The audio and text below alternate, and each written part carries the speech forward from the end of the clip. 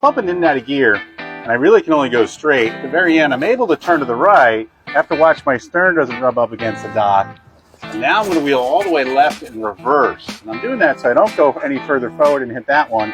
The bow's going to start turning to my right, my stern slide into my left. I'm actually going to back up a little bit to my left or port side just to get some space here. And there you go. My stern went over to my port side, my bow to my starboard side. Now I'm lined up and I can get out of here forward gear. I wheeled right a little bit. I can exit the fairway now.